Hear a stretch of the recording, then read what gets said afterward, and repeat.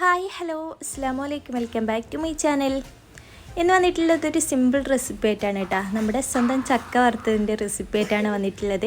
അപ്പോൾ നമുക്ക് പെർഫെക്റ്റായിട്ട് എങ്ങനെയാണ് ചക്ക വറുക്കുന്നതിൻ്റെ റെസിപ്പി കാണാം. അപ്പോൾ ഫുള്ളായിട്ട് കാണാം. ഇഷ്ടപ്പെട്ടെങ്കിൽ ലൈക്കും കൂടി ചെയ്യാം. അതിന് വേണ്ടിയിട്ട് ഞാൻ കുറച്ച് ചക്ക എടുത്തിട്ടുണ്ട് കേട്ടോ. ഇത് അത്യാവശ്യം നല്ല മൂപ്പിലെ ചക്കയാണ്. ചെറുതായിട്ടൊരു കളർ മാറാൻ തുടങ്ങിയിട്ടുണ്ട് കേട്ടോ. ഇനി നമുക്കിത് വീഡിയോയിൽ കാണുന്ന പോലെ ഇതുപോലെ നീളത്തിലൊന്ന് കട്ട് ചെയ്തെടുക്കാം കേട്ടോ. അപ്പം ഓവറായിട്ട് തിന്നാക്കി എടുക്കണമെന്നൊന്നുമില്ല, നമുക്ക് ഇഷ്ടം പോലെ ഇതേപോലെ ഒന്ന് കട്ട് ചെയ്തെടുക്കുക. പിന്നെ ഇതുപോലെ തന്നെ കട്ട് ചെയ്യണമെന്നില്ല കേട്ടോ, നമുക്ക് ഇഷ്ടമുള്ള പോലെ വേണമെങ്കിൽ കട്ട് ചെയ്തെടുക്കാം.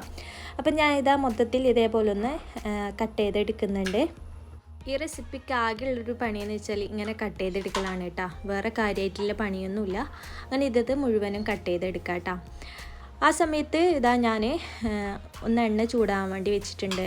നമ്മൾ ഇട്ട് കൊടുക്കുന്ന സമയത്ത് നല്ല ചൂട് വേണം. ഹൈ ഫ്ലെയിമിൽ തന്നെയാണ് കേട്ടോ വെച്ച് കൊടുത്തിട്ടുള്ളത്. അങ്ങനെ കുറച്ചായിട്ട് ഇട്ട് കൊടുക്കുന്നുണ്ട്. ഇനി ജസ്റ്റ് ഒന്ന് ആ തിളപ്പെല്ലാം മാറിയതിന് ശേഷം ജസ്റ്റ് ഒന്ന് ഇളക്കി കൊടുക്കുന്നുണ്ട് കേട്ടോ.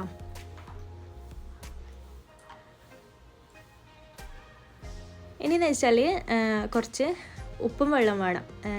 നമ്മുടെ ചക്ക കഴിക്കുന്ന സമയത്ത് ഒരു ഉപ്പുണ്ടാവുമല്ലോ, അതിന് വേണ്ടിയിട്ട് എണ്ണയിലേക്ക് കുറച്ച് ഉപ്പിൻ്റെ നീരുണ്ടല്ലോ, അത് ഞാൻ കുറച്ചായിട്ട് ഒഴിച്ചു കൊടുക്കുന്നുണ്ട്. ഓവറാക്കേണ്ട, ഒരു 2 ടീസ്പൂണോളം ചെറുതായിട്ട് ഇങ്ങനെ ഒഴിച്ചു കൊടുത്താൽ മതി. എന്നിട്ട് ഒഴിച്ചുപാട് ഇതേപോലെ ഒന്ന് ജസ്റ്റ് ഒന്ന് ഇളക്കി കൊടുക്കാം.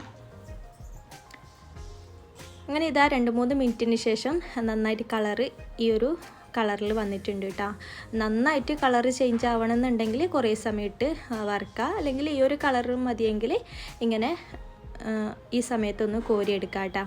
പിന്നെ വെച്ചാൽ നിങ്ങൾക്ക് നല്ലൊരു യെല്ലോ കളർ വേണമെങ്കിൽ കുറച്ച് മഞ്ഞൾ പൊടി ചേർത്ത് കൊടുത്താൽ മതി.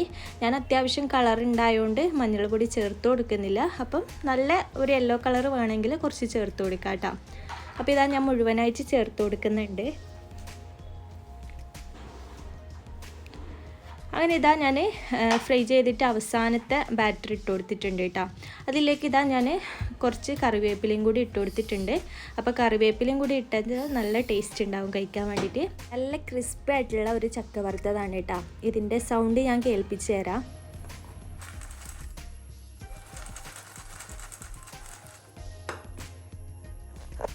അപ്പോൾ വീട്ടിൽ ചക്കയെല്ലാം ഉണ്ടാവുമെങ്കിൽ എന്തായിട്ട് ഉണ്ടാക്കി നോക്കട്ടോ. സിമ്പിളാണ്. പിന്നെ കുറച്ച് ദിവസത്തേക്ക് നമുക്ക് ചായൻ്റെ കടിയായില്ലേ.